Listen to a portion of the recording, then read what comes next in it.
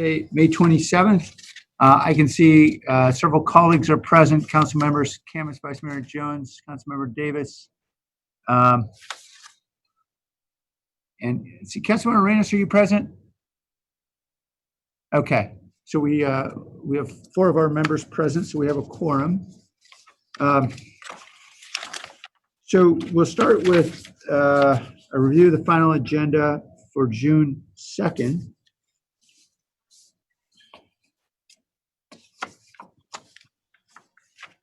And we'll start by looking at pages 5 and 6 for any changes.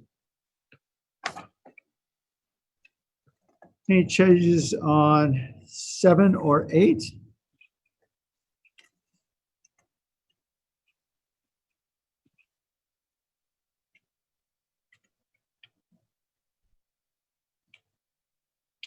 Changes on pages 9 and 10?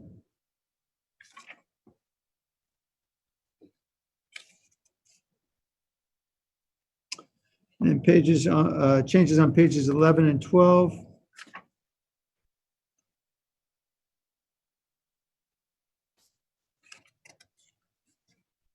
Pages 13 and 14?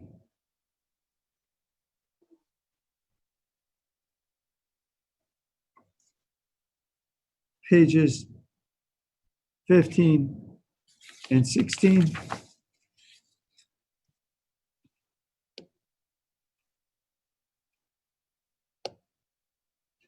And pages 17 and 18. I have 2 members of the community who'd like to speak. Mr. Beekman? Hi, happy end of May to everybody. Can you hear me? Yes. Thank you. A speech with 3 items on the June 2nd agenda related to technology issues, including item 7.2 of graffiti abatement issues. I hope everybody is noticing the amount of broadband and Vision Zero-like technology on recent local city council agendas across the Bay Area and across the country. With consent calendar item 2.12, a company called SmartWave with many varied uses of tech and Wi-Fi, including rodent traps, is a reminder of new downtown geofencing and many data and surveillance applications and interconnections. This is all part of an IoT future that I hope San Jose City government is learning how to prepare with more open and accountable public policies, as it is simply how to define innovation and positive sustainability of a local US democracy. To also again remind that with Measure T issues of item 3.5, I think it is, please again consider how Measure T public oversight can be a very good meeting place for all the entire community about technology issues this summer. Some form of a shared community meeting process this summer can work as a good place for organized, structured dialogue between community and local government about COVID-19 related issues as well. Thank you. Thank you. There's a caller with the last 4 digits, 4963. 4963, welcome. Yeah, hi, it's Martha O'Connell. I'd like to speak on the issue of the face coverings. I'd like to address the council person who talked about government overreach. Perhaps he is too young to remember when the proposal for motorcyclists to wear helmets came in, and there were thousands and thousands of motorcyclists who went to the to Sacramento to protest en masse that this was an overreach of government. Similar protests, but not as visible, when the seatbelt law was being proposed. I'd like to point out the difference between those 2 laws and the face masks. Those 2 laws were to protect people from themselves, and this law, the proposed law, is to protect others. So I don't think it's government overreach. Second comment, the council person who is concerned about walking his dog and having to wear a mask. If you save a life by wearing a mask, walking the dog is a small issue. And my final comment is, in the last 2 weeks, I have gotten involved checking websites, what I call the loony left and the alt-right. And they are very similar on the issue of COVID. They're using bad science and conspiracy theories to go against any reasonable measures the government is trying to pass. They're both nuts, the ultra-right and the ultra-left, and I urge the council to take a moderate position and pass the face coverings. Thank you. Thank you.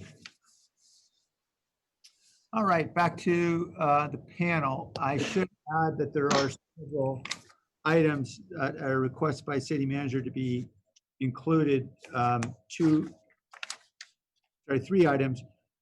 A set of agreements with Hunger at Home and Vegelution, an update on the agreement with the county over distribution of food, and then the paying of the affordable housing impact fee debt. Motion to approve the agenda for Tuesday, June 2nd with a sunshine waiver for the ad sheet for the items that the mayor just mentioned. I'll second it, but I have a question first. Councilmember Davis. There are a lot of items on this agenda, and we know that the COVID item takes up many hours. Do we want to start early yet again? Before the ads, it didn't look like we had such a heavy agenda, but I'm starting to think with the ads we might. Dave, what do you think? I think it's probably wise. Yeah, I would support that. Okay. So do that at 11 a.m.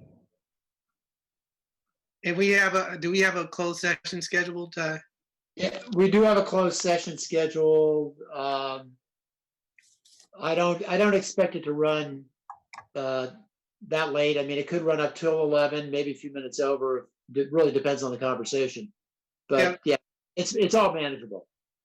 Yeah, well, the reason why I bring that up, but that was a little brutal last time when we went, almost straight from closed session to regular session, and then we had to stop and break for lunch, and so it was kind of,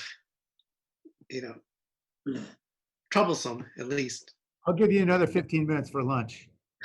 All right. Well, hey, I will accept that amendment to my motion with the mayor's kicker of an extra 15 minutes.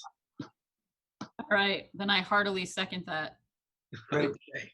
I like my time for eating, as you all know. I'm going to hold you to that, Mayor. Extra 15 minutes to eat. On the record. All right. All in favor? Aye. Is anyone opposed to that motion? Okay, it passes unanimously. I'll note that Councilmember Arenas did join us just before the vote. And item B is number 2 is the June 9th. Mayor, I joined you way before the vote. I'm sorry, what I meant to say was that you were joined before the vote to vote. Okay, Yeah, I just wanted the record to reflect that you did vote. got it. Thank you. You did vote, right, Councilmember? Yes, Okay. I did. Yeah, thank you. That was the point of my utterance, so thank you. Okay. Thank you. The June 9th draft agenda is also before us. So if there are any changes on pages 5 and 6.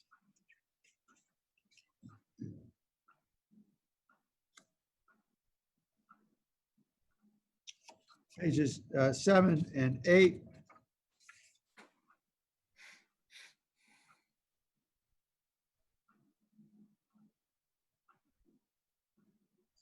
Pages 9 and 10.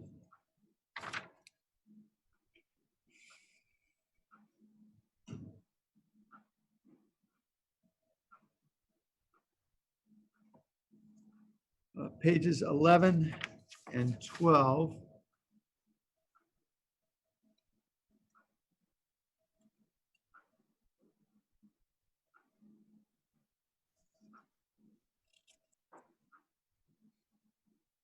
Pages 13 and 14.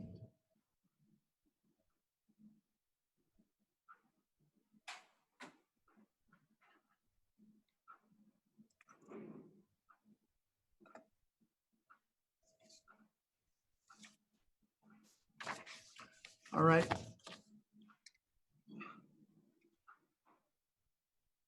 Motion to approve? Second. Thank you. The motion, we have 2 members who'd like to speak. Robin Romer?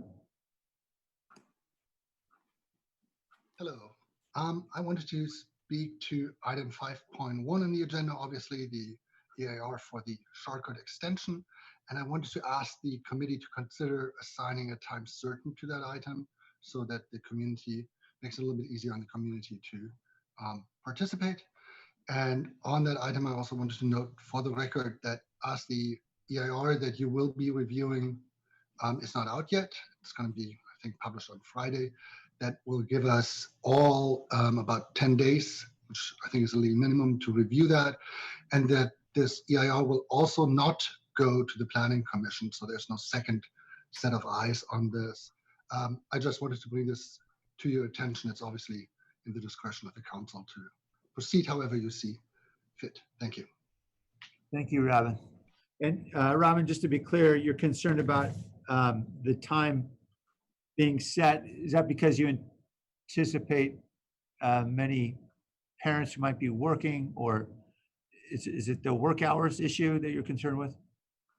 I would just like to give the community a better idea on when this item will be heard, as I know that there are many who do work and they want to probably try to make time for it. But if there's an easier time window for them, that I think would be appreciated and help. Yeah. But I know your meetings have been run really long and there's lots of things on the agenda. But I wanted to at least ask. Okay, appreciate it. We'll take that back to the panel. And then Mr. Beekman? Hello, can you hear me? Yes, sir. Thank you. I wanted to speak about the same item, 5.1. I think it was said that this is only going to go through a process with the community at this time. This isn't going to go to the planning department, the EIR process. If that is the case, if I'm understanding, I hope this can be, this sort of item is kind of like an informational thing at this time. This is a very, very old issue in San Jose and controversial, and you know, I'm learning what could be good practices that San Jose, you know, is capable of with an issue like this. Possibly the same with the issue of there's a tree situation, a tree removal situation in downtown San Jose. They've nicely offered to have a public review process June 2nd for the community to weigh in and what they want to do. You know, in this time of COVID, I thank you that, you know, you're possibly trying to address some issues, but not take action on them. That's a real sensitive, decent way to approach things at this time. And I'm sorry that we have to work that way, but it's just a much more comfortable way of working. And I hope that's what this Charco issue is about. That's very, you know, emotional for all of us, and for it to just be very slow at this time, it's important, I think. And you know, in my total lack of understanding the depth of the issue, you know, I'm trying to offer how I feel in living here in San Jose for so long about this issue. So good luck in these efforts to all of us. How to define you know, slowness and steadiness with issues and sensitivity. Thank you. All right, back to the panel. Hey, Dave, on 5.1, I imagine, like most EIRs, this is going to be it's going to be a lot of pages. It's going to be extensive. Is this time sensitive? If we want to give the community more time to be able to look through the EIR, even a week. I don't know if it's time sensitive, to be honest. So I'll have to loop back. This is for the agenda on the 9th, so we've got a little time to think that through. Yeah, if we could, when we come back next week, Yeah. if we could determine whether we bump it a week to give everybody more time to review the EIR. Yeah. I'll just say this, the agendas after this are looking brutal. So, you know, not that this agenda is that light, but it's probably the lightest one we're going to see in June. Okay, duly noted. And I believe you too. Okay, so for now, let's keep it on. We'll take another look at this next week when we better understand how it affects the project. Very good. And I think it would be helpful, given the amount of public interest in this, that if possible, we could have DOT staff available as well, either in the initial presentation or subsequently, to really be able to respond to basic questions of why does DOT believe this is necessary? Obviously, we'll hear a lot from the public about countervailing concerns, safety, and other issues. And so I think it would be helpful for DOT staff to be ready, not just to answer questions, but also maybe even to present some information about this, because I know these were decisions that were made a couple decades ago, and even folks who've been around a long time like me aren't fully aware of all that went into that thinking. Yeah, absolutely. I think it'll be important just to have that context in terms of what this means to North San Jose and our ability to, unleash development there. So absolutely. Okay. Councilor Gibb? Yes. Fine. Yes, Mayor, on that same point, along those same lines, it would be helpful to have DOT staff, but if I could also ask for a representative from OED, like a Chris Burton perhaps, or somebody just to explain the economic side of that. So it's not just about traffic, but why it's important for the development of North San Jose. Okay. So Dave is nodding his head. Yep. And then with regard to time certain for 5.1, I know we'll have a long report of the city manager as usual. You want to just put this on, say at 5 o'clock, something like that? Not before 5? Is that okay with the maker of the motion? Yes, it is. Okay. All right. Then on the motion, all in favor? Aye. Aye. Any opposed? Not hearing anyone, so that passes unanimously. We're on to item E, which is the public record. Motion to note and file. Second. I'm having a hard time with my buttons today. Mr. Beekman? Hi, can you hear me? Yes, sir. Thank you. I'm going to try to hack my way through my speech here.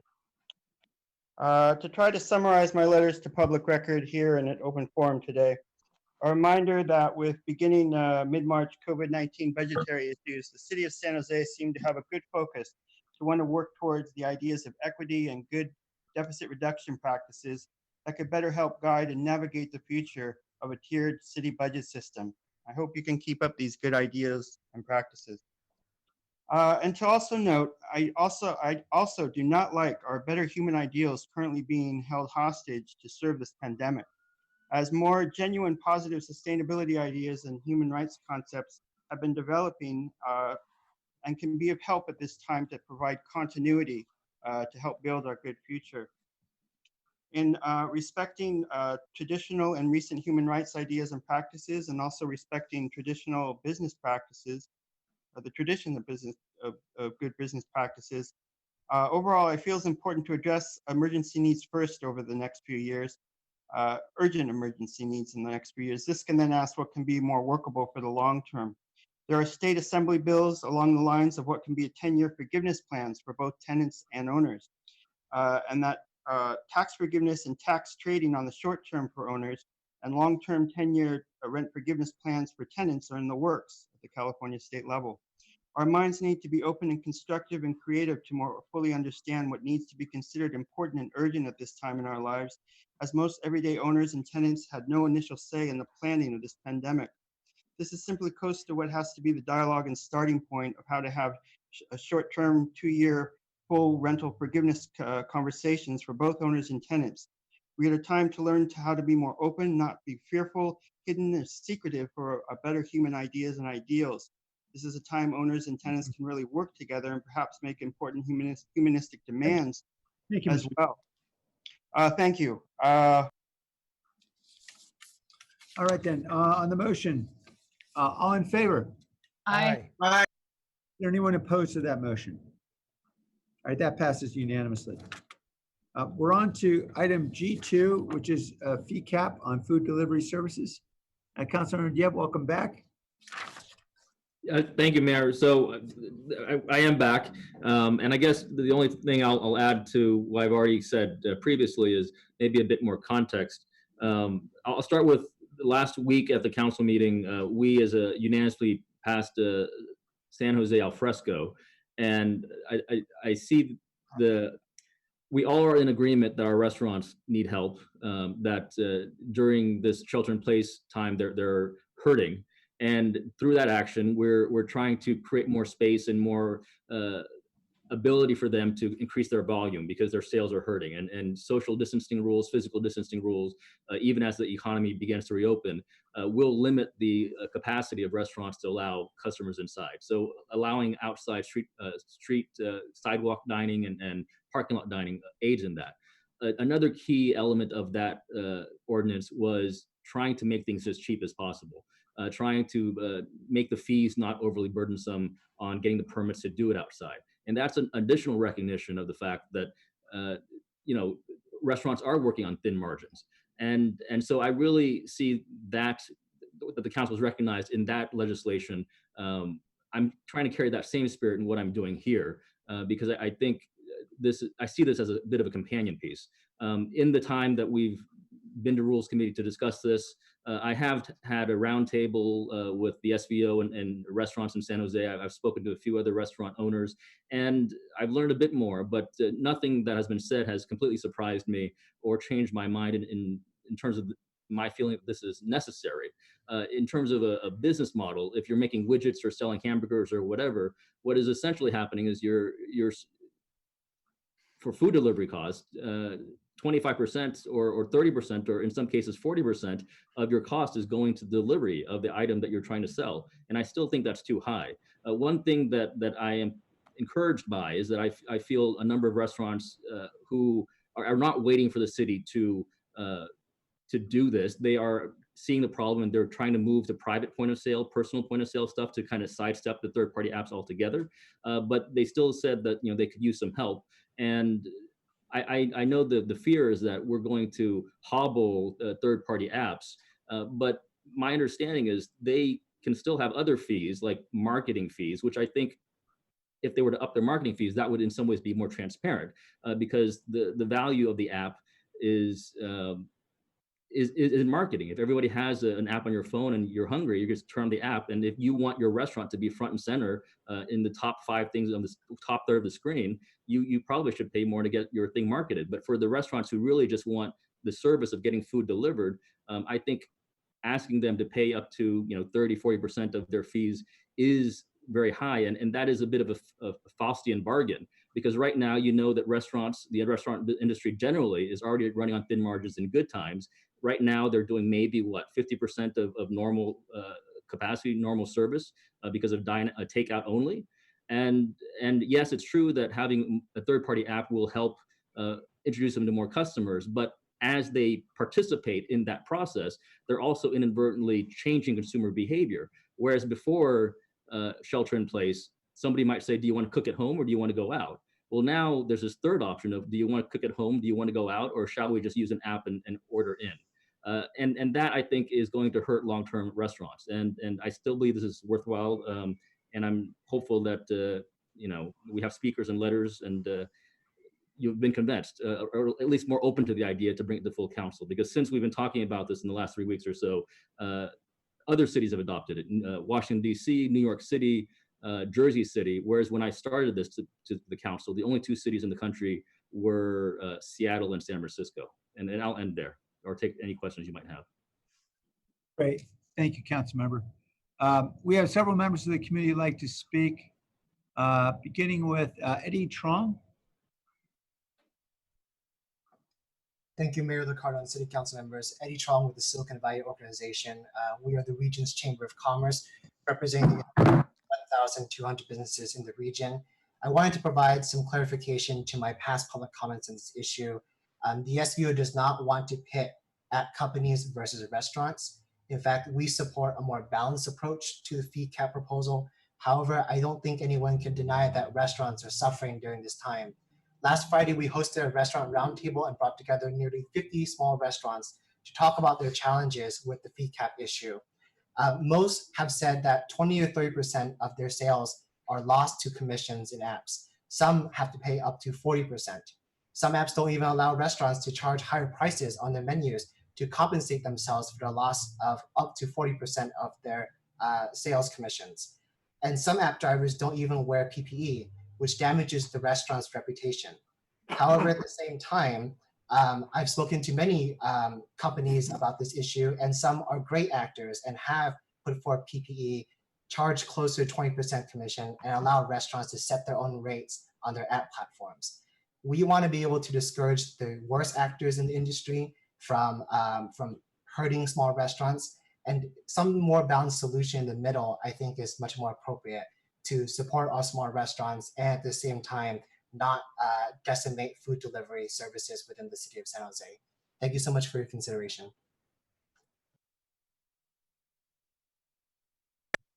All right, our next speaker is Nate LeBlanc. Hello, Councilmember Jones. Hello, Council. Thank you for taking the time to listen to me today. I'm the Business Development Manager of the San Jose Downtown Association, back again to support Councilmember Diep's memo. I was a part of the SVO roundtable last week and have heard from several of my members that this issue is hurting them as well, and would just like to encourage you to put it forth to the full council in order to offer a little bit of relief for our restaurants and hospitality businesses who have suffered so much in the COVID pandemic. Appreciate your consideration of this and hope that it can move forward to the full council. Thanks for your time. Thank you. Maria Ray. Hi, thank you. My name is Maria, and I'm the Public Policy and Partnerships Lead at DoorDash, which also represents the Caviar brand. Thank you for giving me the opportunity to speak again about this, this issue. I want to just highlight that from mid-March and ending May 31st, DoorDash enacted a 50% commission cut across all of our markets for mom and pop restaurants. That affected 750 restaurants in San Jose directly. And for all restaurants, not just the mom and pops, we eliminated commissions on pickup orders.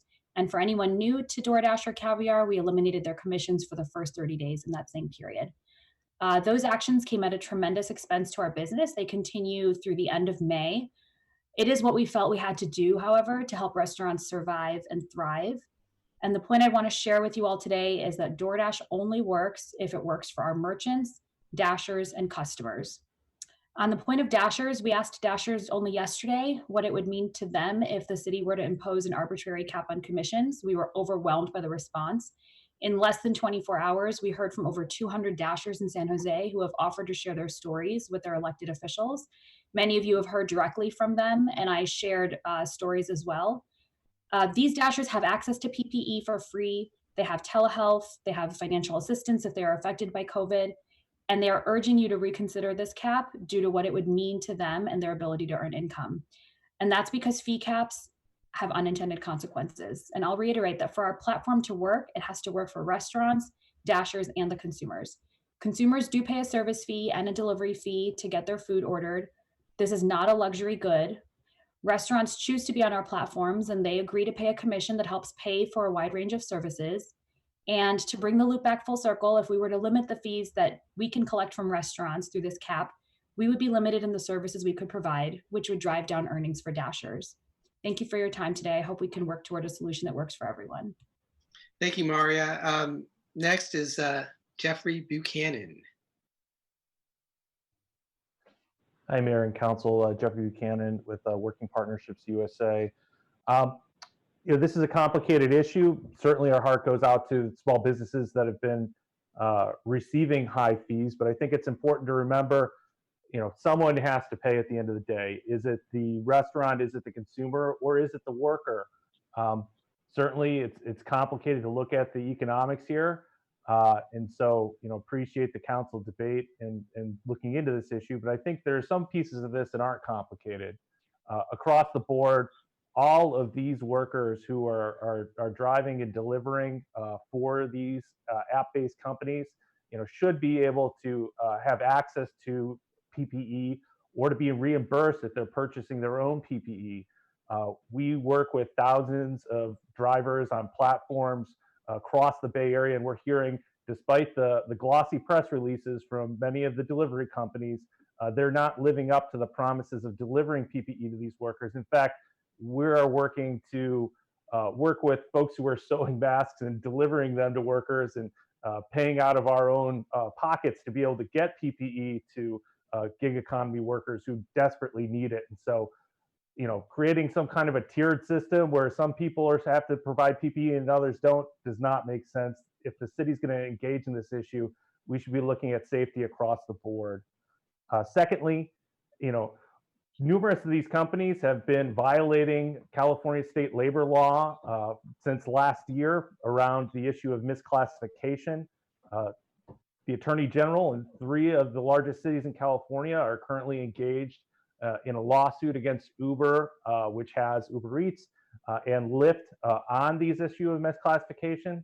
In fact, San Jose is the only of the 4 largest cities who have the ability to seek injunctive relief against misclassifying companies who has not engaged in this lawsuit. And so, while this is an important topic, there are plenty of other topics that this council should be looking into when it comes to these gig economy companies and their abuses. Thank you, Jeff. William Kipner.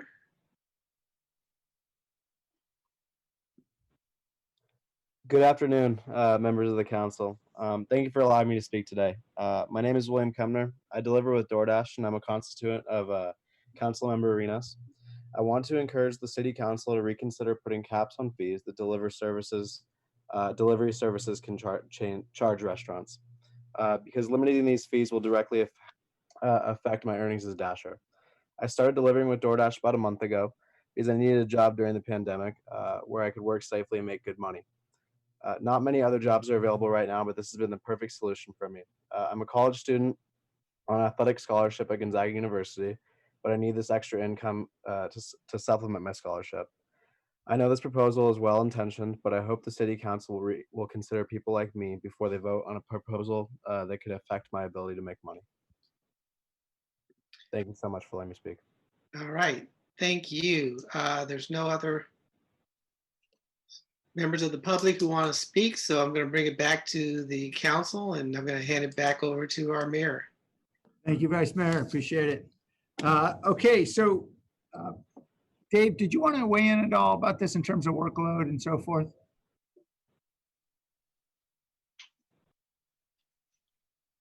Yeah, thanks. So just to kind of recap a bit, with COVID related items, we're I guess in essence greenlighting them, so we're not putting them through the normal process since it's COVID related and recovery related. So that a little bit of context there. I think where we ended up was not seeing the need for recommending approval of this, and I think a little concerned about kind of what the expectation on us would be in terms of analysis or work to support the council's decision-making process. So at this point, we haven't prepared a staff report, and we really haven't done any type of convening of ourselves, of stakeholders ourselves. I know that was done by the council member. So we really haven't done any work on this. And so I think, not really in great position to do a bunch of work on this. And I'm just not sure what work would be expected of us. So I guess I'll leave it at that. Okay. I'm going to ask Henry here to share a chart that was put together by Paul Pereira and Joel Belcourt on our team. Just to look at what's happened in other cities. I think we've shared this with Councilmember Diep as well. But clearly, several cities have moved forward with caps. It seems as though 15% is generally the norm. What we're seeing out there is a variety of different responses. In the case of Oakland, they dropped it altogether. Others, they are having some challenges with some delivery areas essentially deemed off limits by DoorDash or the other Uber Eats or other delivery companies if the areas are simply too remote. And we do know that reducing service areas is certainly, what's happened in San Francisco and LA and some other places. In some cases, there's some reduction in marketing services. In some cases, concerns about whether or not they may pay drivers less or not. And I don't pretend to know, but I guess what I'm getting at is I generally support the intention here. I do think this is complex. And because it's complex, I don't think any city has completely figured it out yet. And there's no question every city is pretty unique because of the different geographic demands that the city would place on drivers. In some cases, very compact cities may do a little better than more spread out cities like ours. So my inclination was if there was a fairly quick and dirty way of getting folks together around a table, by folks, I mean some representatives of the restaurant industry along with the apps providers as well, Grubhub, Uber Eats, and DoorDash, where there might be a way to be able to fashion something that creates a cap. I'm guessing it would probably need to have some kind of carve out for deliveries at a greater distance, whether it's 30 minutes or whatever, or else you're just not going to get service there. I'd be open to exploring that further. The problem we have, of course, is we have limited amount of staff time to be able to devote to this. And we really don't have any mechanism for enforcement in this city. This is not something not an area where we've ever regulated before. And lots of cities are trying to figure it out. But of all the things we try to figure out, the question is whether this would be the one of the many things we're working on. So I just wanted to submit as a potential idea that we would have staff convene one meeting perhaps, and by say perhaps no more than 2 meetings, to simply determine, is there a middle ground here we can get to that addresses concerns around the adverse impacts of caps and still ensures we get protection in place for restaurants. I'm guessing there is plenty of room here in the middle, but I just don't know because we haven't fully explored it. I guess the question would be, Dave, if the amount of time was simply, spend a grand total of an hour and a half or 2 hours in meetings with industry reps, and I think by now Councilor Diap and our team and others have clearly identified who those players are from the delivery industry, and then obviously many of the familiar neighborhood districts where restaurants are a key part of our commercial ecosystem. Would there be capacity simply to have these 1 at most 2 meetings to be able to determine if there's some middle ground that staff could easily implement? If at the end of that 1.5 or 2 hours, staff concludes, this is way too messy, then we'd have that report back to rules and we'd simply drop it. If this is something that looks feasible, then we could move on. Is that realistic? Well, it sounds straightforward. I know Angel's on. I guess trying to think. Are we looking to have this back at rules in a week or 2? Well, I'm mindful we're going into budget season here, Yeah. so you guys would have to tell us what's realistic in terms of timing. But it is late May, so ideally, certainly by the end of June, if we could. Mary and Dave, if I could offer just kind of a perspective for consideration, by all, most of the cities that have adopted this, this ordinance actually expires after SIP, right? After the shelter in place. So it has a finite time period. when you take a look at what's been happening in San Jose, in a lot of ways, the market has kind of encouraged people both on the restaurant side as well as on the delivery side to really adjust accordingly, right? And in fact, what we've seen today is that you see restaurants spurring volume through the use of delivery services, and then the flip side of that, you see delivery services modifying their commission rates accordingly, so that you kind of get that win-win. So in a lot of ways, that's been happening now. And just given all the competing interests and the limited bandwidth, given that we are in a full-blown emergency response, I guess the question I would ask is this the most pressing issue to spend our time on? And what one could argue that perhaps we focus more on what can we do to spur restaurant volume and spur delivery volume, because at the end of the day, they're both businesses and they both are employers of folks primarily here in the city of San Jose. And so I do like the idea of maybe honing in more on what is that win-win outside of an ordinance. But again, that's just something from my perspective, just based on what I've seen in terms of working with restaurants, and So I think it we're helped anybody from that perspective. okay. Thanks, Angel.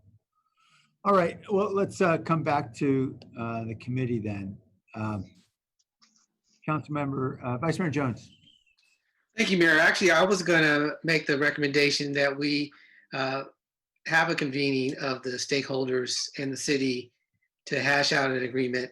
I think it's a much better path to go to have an agreement in place as opposed to enacting an ordinance. Like you said, Mayor, this is a very complex issue in terms of their service delivery and their business models, and the relationship and impact on the restaurants as well as the delivery companies. And I think it could be a win-win if we can have an agreement, come together and put it in place, and not have to go to the lengths of going through a formal ordinance process. So I would like to make the motion to direct staff to have a convening 1 or 2 meetings with the stakeholders to see if they can come up with a mutually agreeable solution and model that will be beneficial to both the restaurants and the delivery companies. It's the motion. Is there a second? Second. Okay, the motion is seconded. Councilmember Rennes. Councilmember Davis. Thank you, Mayor. While I agree in principle with Vice Mayor Jones's motion, I didn't want to second it because frankly, I think we've waited so long for this. And I know what DoorDash comes and tells us at rules, but we don't necessarily know that they would do the things that they've been saber rattling about, like they did at rules 2 weeks ago or a week ago. I can't even remember because this issue is dragged on. I'm very, very concerned about the restaurants. We have already seen, it seems like almost every day there's some establishment that is not going to reopen, has made their decision to close their doors for good. And we had talked about the Great Plates program as a way of shoring up some of those businesses, and then 5 of them participated. I don't know about the rest of you, but my restaurants who applied for that program and didn't get it are heartbroken that they've had to lay off staff, that they've had to either close their doors temporarily or that they're running at 10%, 20% of staff. I don't understand why we've taken so many other actions, and we know how many of our restaurants are struggling right now. And Mayor, you and I put out the Alfresco program, which is planning for later, but this is for right now while they're struggling. I can't support the motion on the floor because I think we should go, there would be time pressure if we said, staff, come back to us, have that meetings and come back to us to rules next week. And I just think we're not giving this we don't have the urgency that this issue deserves. And I appreciate the app companies doing what they have done in response to COVID to reduce their fees and to make sure their drivers are taken care of. But I did see on your list that some of the cities had to put in place that 100% of the tips go to drivers. So it sounds like they had to do that because DoorDash must be taking some of those tips as well. Some of the delivery apps are taking part of the tips that are supposed to go to the drivers, that they had to put it in an ordinance. So I'm just very concerned about trying to get a win-win without the potential of having the ordinance as a backup plan. So I'm not going to support the motion on the floor. Councilmember Arenas? Thank you. So my district is pretty large compared to the district next to me, which is District 5, probably 3 times larger than in size and not folks. And so what this is, my district would be one of the districts that probably would receive some of the consequences of having a cap here, which is a lot of our isolated seniors or folks who are willing to pay a little higher and maybe aren't bothered with a cap, because that's not their concern. Their concern is that they can't leave their home because of health reasons or for whatever reasons, or they just have the additional income to be able to pay out of pocket whatever rates are there. And so the reason I supported this is because I know, I think it's Marie. I know I said it wrong. I think it's Mariah. Anyways, I know she connected with DLAC, Mexico Lindo, and another restaurant in D8, and they have benefited from a 50% commission relief program, and we connected directly with the restaurants. And so I know some of what DoorDash, I'm not saying everything that folks tell us is true, but I think when we vetted some of their information, we found it to be true. I don't know how everything is working out for the rest of the delivery companies. But I do think that, and I agree with you, Mayor, that I think there should be some kind of tiered program, because otherwise people won't come, dashers or delivery folks just won't make it out to District 8. They just won't. If there's a limit, they just won't. And we don't have the luxury or the choices of restaurants as downtown does or other districts. And so I think if there is a happy meeting between dashers or the folks who work, the workers and the delivery companies, then I think we should take this offline and have that conversation before staff spends more time working on this, especially if we're kind of on our way out of SIP. Thank you. Councilman Campus? Well, I can tell you that the delivery business is not an easy business. When I was running Safeway food stores, we had tried to do delivery. And as big and strong as Safeway is, they couldn't make it pencil.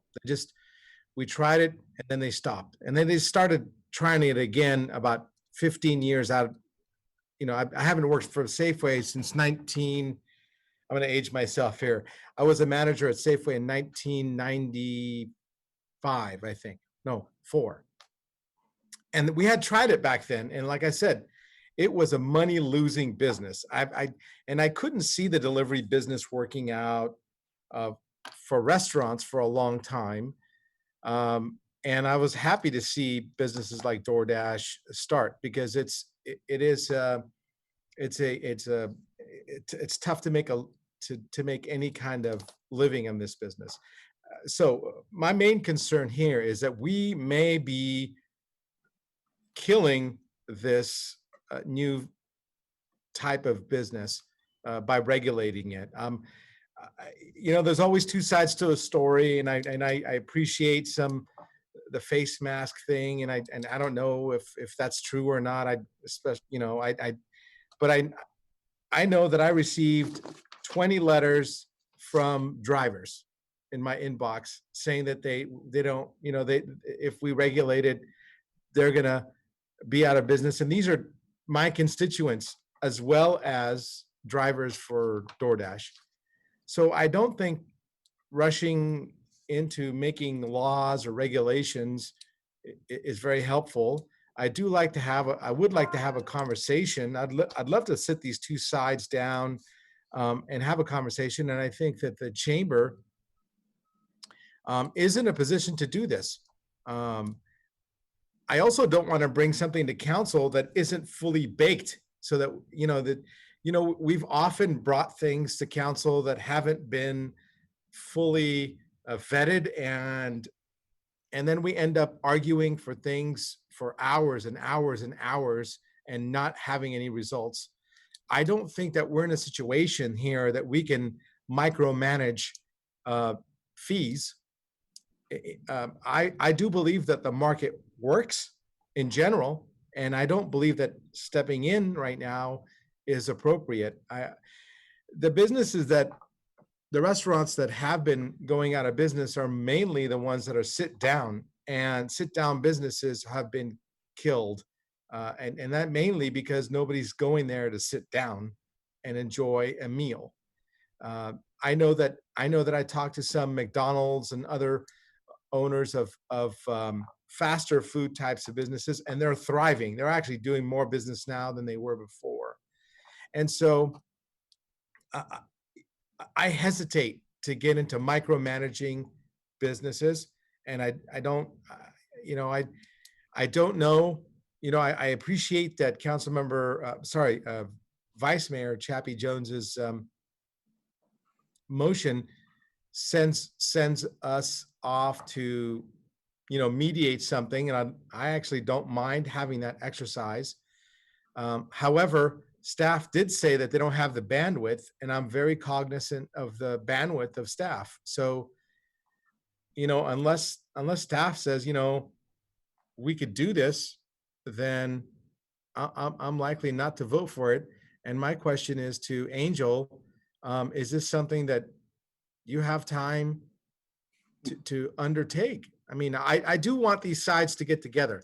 I'd love to see a commitment without us passing new laws. So basically a mediation. Is that something that you're willing to do, Angel? Well, council member, clearly if the council wants us to focus on this, and of course we would prioritize that work.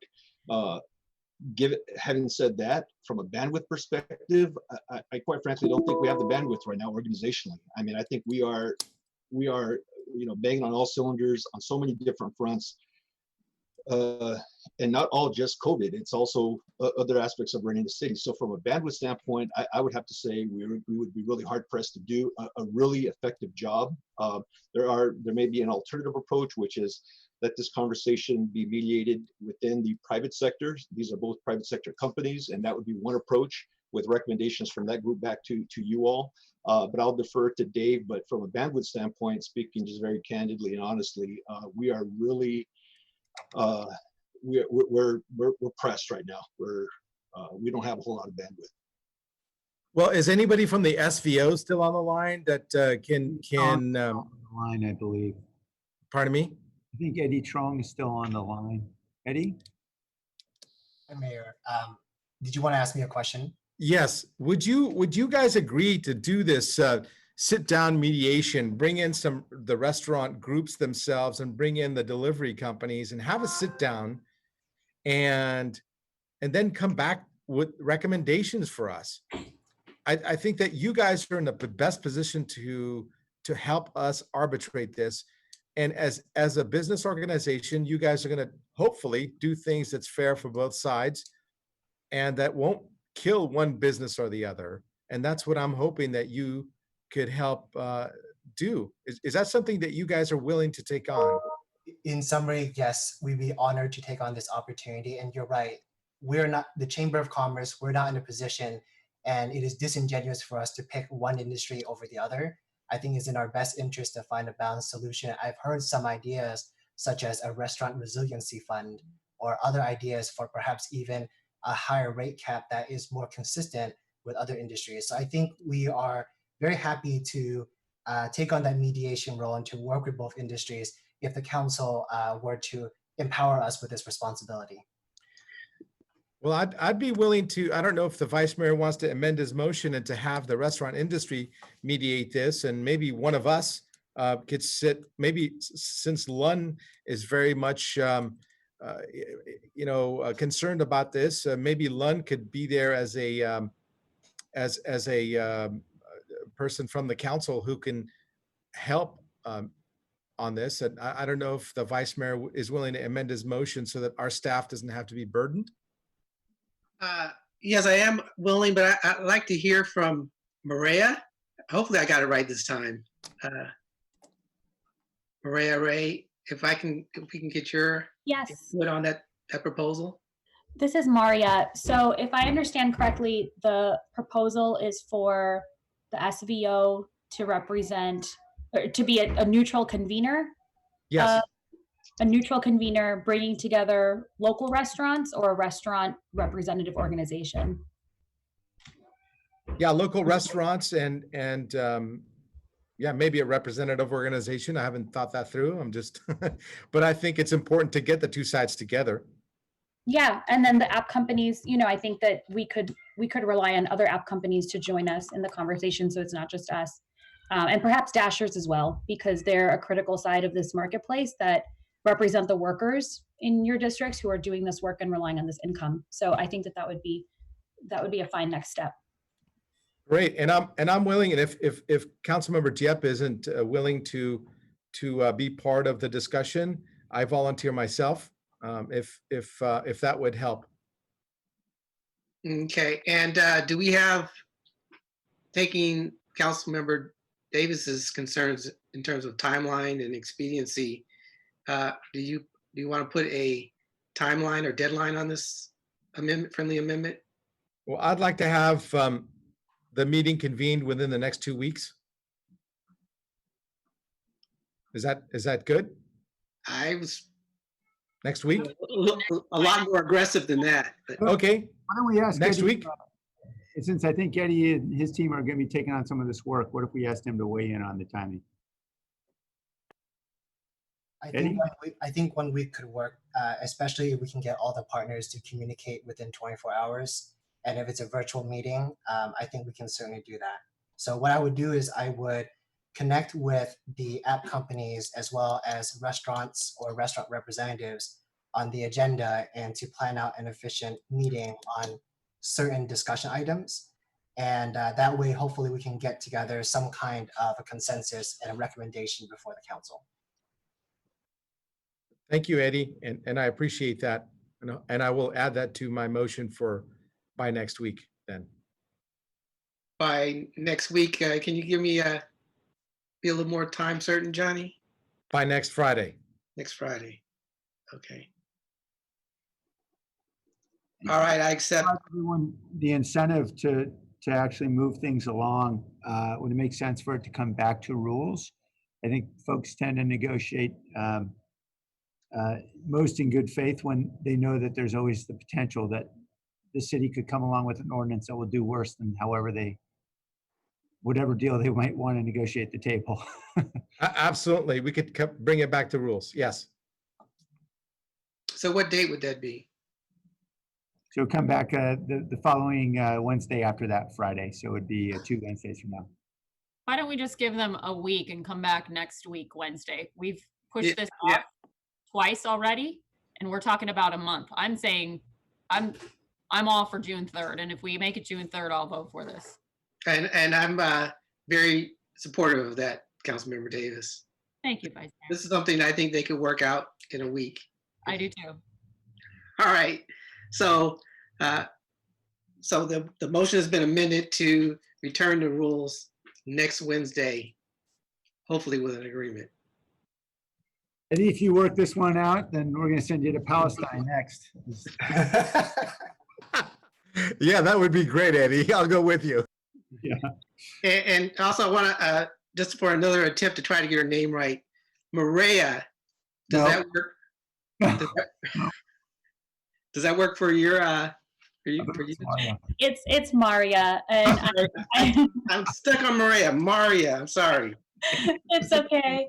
I'm happy to bring a smile to everyone's face. That works for me, of course, and I will be glad to help Eddie convene the policy leads from the various app companies if that would be helpful. Fantastic. Thank you, Maria. Great. Thank you. All right. That's it for me. Okay. Councilmember Arenas. Great. So I know Maria, got it. She mentioned that a formula that works is a formula that involves the delivery company, the dashers or the workers.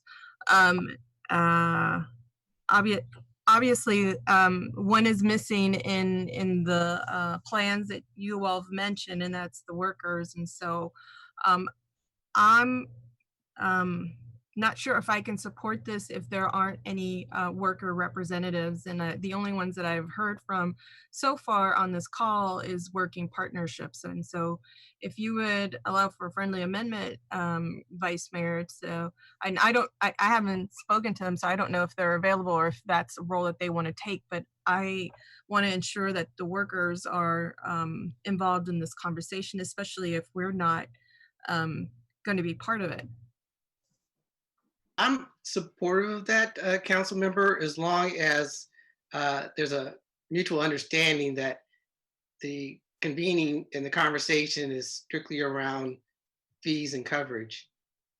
Right. Well, the fees, we haven't had an answer in terms of whether we cap the fees. We cap, well, for some of these folks who've been on the phone and just have shared with us, is that their understanding is, the workers' understanding is that if the fees are capped, then their portion of income is also limited. Now, I don't know whether that's true or not. That's a question I had last week in rules.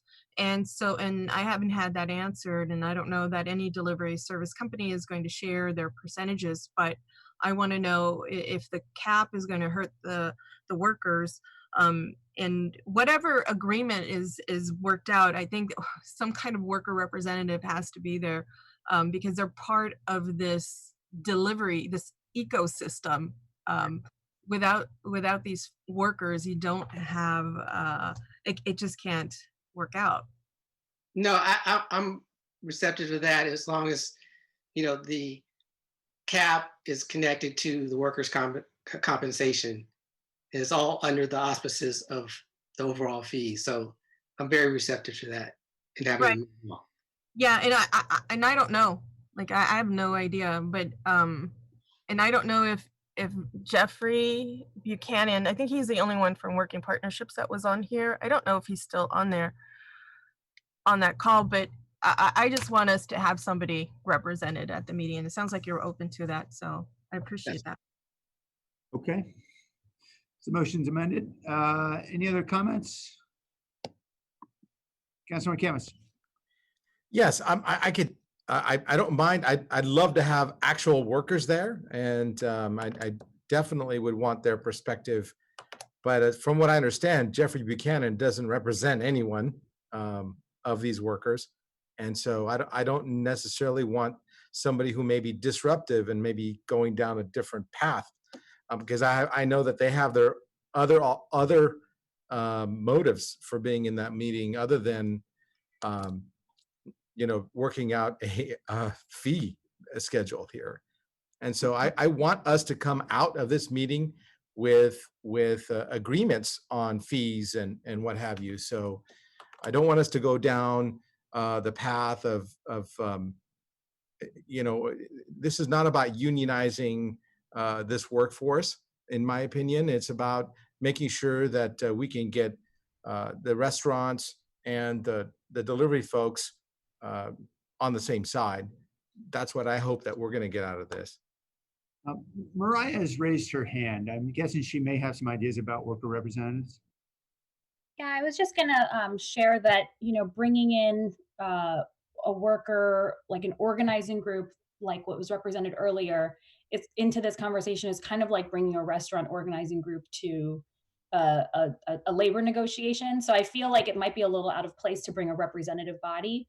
What Councilmember Camus shared, around bringing workers, like the actual dashers, into the conversation, perhaps as, in the audience or something like that. I feel like that might be interesting, but I don't think that having them have a role in the fee structure between restaurants and delivery services feels like an appropriate use of their influence. I do feel like having their input on what the impact would be is helpful, but having them play a direct role in a negotiation between the two parties, I'm not sure if that would be appropriate. But I'm open to this discussion, and I'm definitely listening to hear how you all think about it. Councilor Renz? We can't have our cake and eat it too. We have to have some sort of worker representative. I won't be able to support this unless we have some sort of worker representative in the conversation. Otherwise, let's bring it back to council and have our council colleagues have a conversation with us. I don't think it should be just exclusive and mutual to the restaurants. Can I ask, is there, Maria, if you're still on the line, is there any kind of dashers group? Yes, there are representative groups of dashers. Dashers and drivers from other platforms could also be convened as part of this conversation. Right. I guess my input was not having a group that, like a third party representative, but rather having actual dashers be in the room. Right. And understood. And you want folks who are actually doing it. So I assume that would be something that would be public information about what those dashers groups are.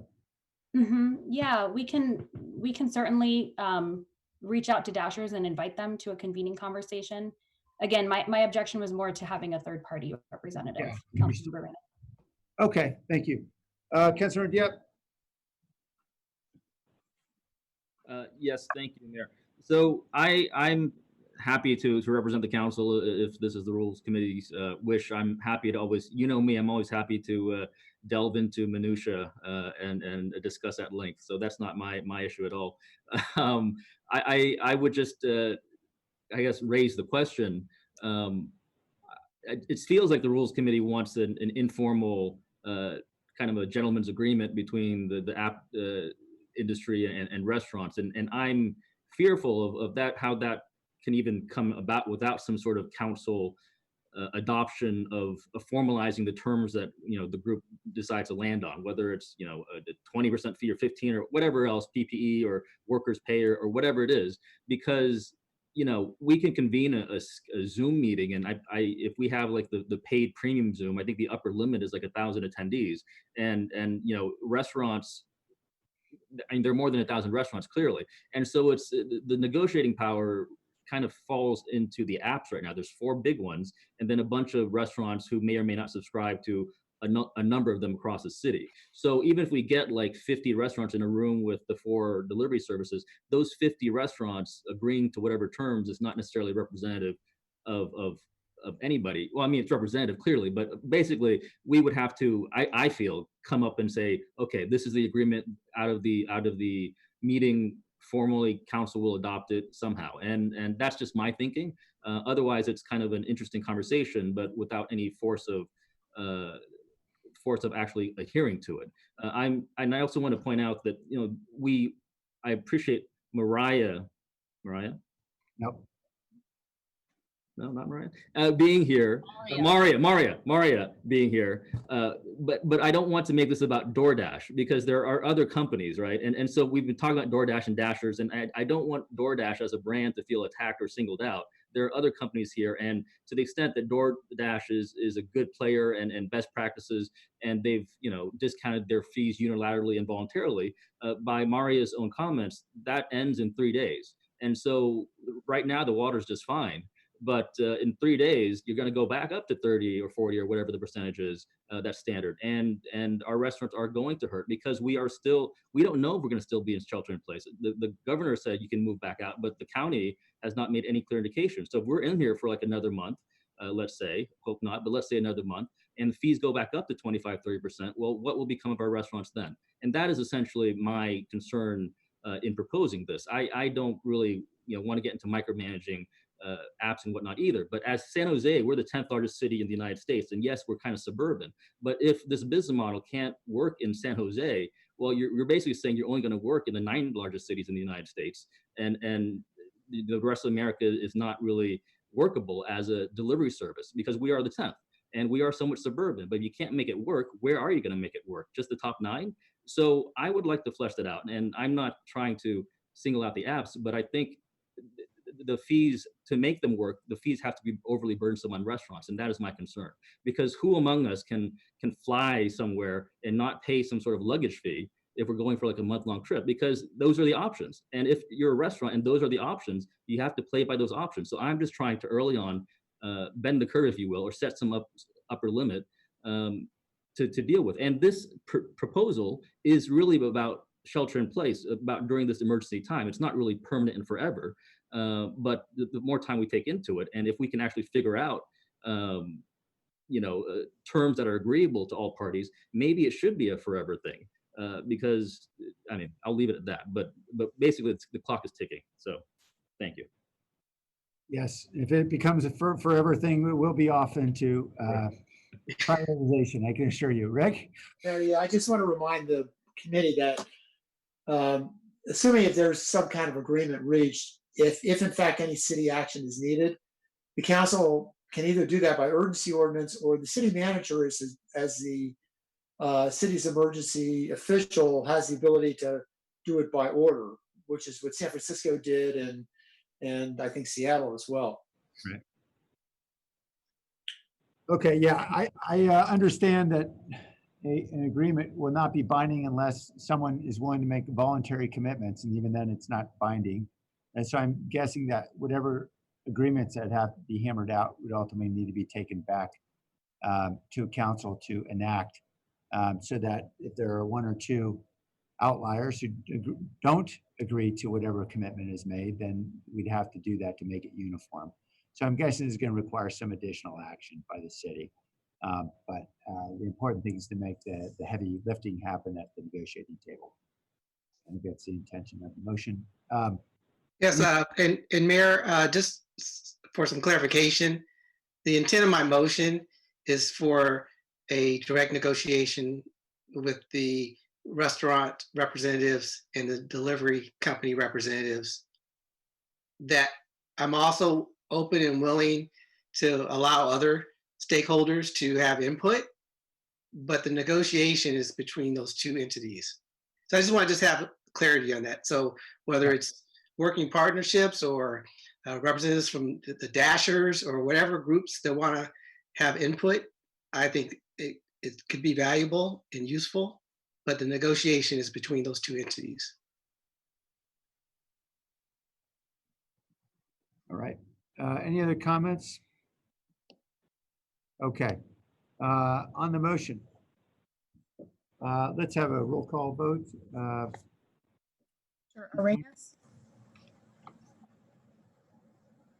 Sylvia? Looks like she dropped off. Let me go to Davis. Aye.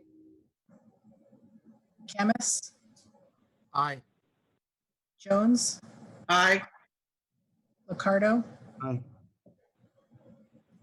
I'm looking to see if she's trying to sign back on.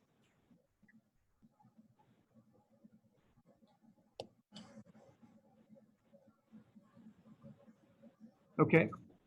Yeah, I don't have any response from her. Right, there's sufficient. I'll mark her as absent. Yeah, there's sufficient votes to move forward. So yeah, if she comes on, we'll take your vote.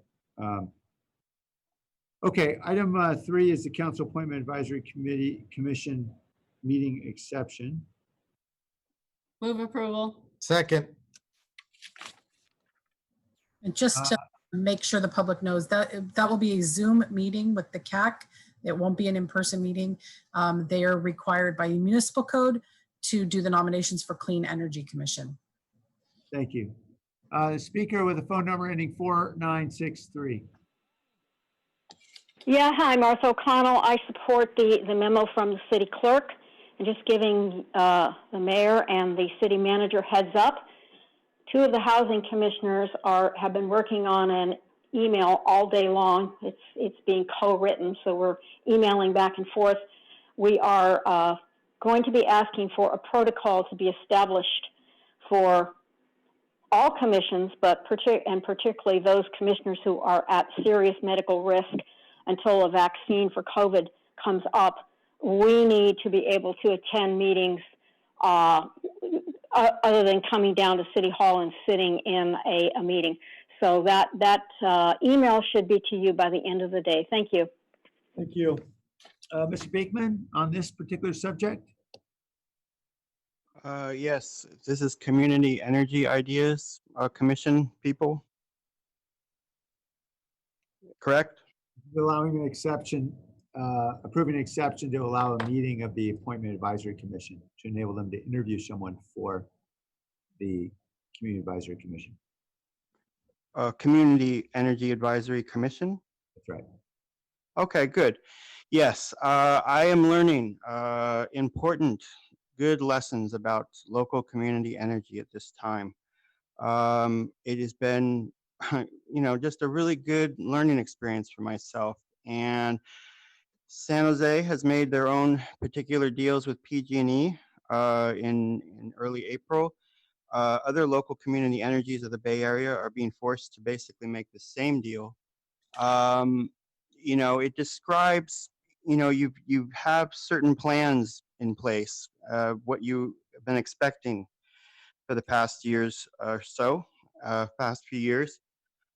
I think we are at a time, to honestly reconsider, what exactly will be our way forward in the next few years. I think we can really make commitments to ideas of positive sustainability and positive sustainability with energy that will not upset a certain course. I think we've allowed ourselves to be open to positive energy sustainability ideas at this time, and I hope we will want to work towards those efforts as local Bay Area communities and not just settle for nuclear power, smart technology plans, and that line of thinking. So good luck with this issue. I hope we can talk about this more openly more often. Thank you. Thank you. All right, on the motion, all in favor? Aye. Aye. Is any opposed? All right, there's no one. Okay, we'll move on then to item 5, H5, which is the work plan for the Rules Committee. Motion to Motion to approve. approve. Second. All in favor? Aye. Aye. Is there anyone opposed to that motion? All right, that passes. We're on to open forum. Mr. Beekman. Hi. Let me go to my speech here. Thank you. To conclude my public record speech, I hope we can work on ways at this time to help everyday people avoid having to jump through unnecessary economic hoops where they can get hurt. To offer a form of a public notice, on June 2nd, there will be a public meeting as the SJDA and city government want to replace all of the current Asian pear trees in the downtown Post Street alleyway with maple and redbud deciduous trees that will have many fall colors. The current pear trees are aged and slightly diseased. Besides initial feelings to want to keep the current trees and to soften a COVID-19 PTSD process most people are going through at this time, I feel an important question at this time is, can there be a way to plan a phase-in replacement approach over several months or years, as opposed to an all-at-once replacement approach currently favored by the SJDA and city government? Again, the virtual meeting on the subject is sometime on June 2nd. Look it up on the city public website or email the San Jose City Arborist for details. And to conclude, what can be good public meeting practices this summer, community and local government together can politely plan and organize issues of economy, rent, tech, schooling, and COVID-19 into the fall of 2019 or 2020 and 21. I'm very much hoping we can better coordinate and cooperate at the local level, responsible, thought out, minimal use technology practices, and that can simply accomplish just about as much as tech oversaturation of local San Jose neighborhoods in the next few years. And in fact, I hope we can learn together at the local level how to ask the federal government to legally stop their massive warlike push of technology at this time. To conclude, as we all have to patiently wait for the COVID-19 experience to subside in the next few years, I will be interested to note how responsible, sensitive, creative good practices can be applied to many of other city government projects at this time. Thank you. Thank you. The meeting's adjourned. Thanks, everybody. Wait, before you adjourn, I want to say something for the record. Sylvia texted, but she couldn't text fast enough. Oh. She was present and could hear. Oh, okay. To reflect the yes votes on the 3 items, G2, G3, and the rules work plan. Okay. Well, I'm sorry. There seems to be a problem with the connection. Yeah, a lot of people are having network issues today. Yeah, internet is out in parts of the city today. Yeah. Oh. Or parts of the south. Okay. Well, I'm glad she could text in. Thank you very much. Meeting's adjourned.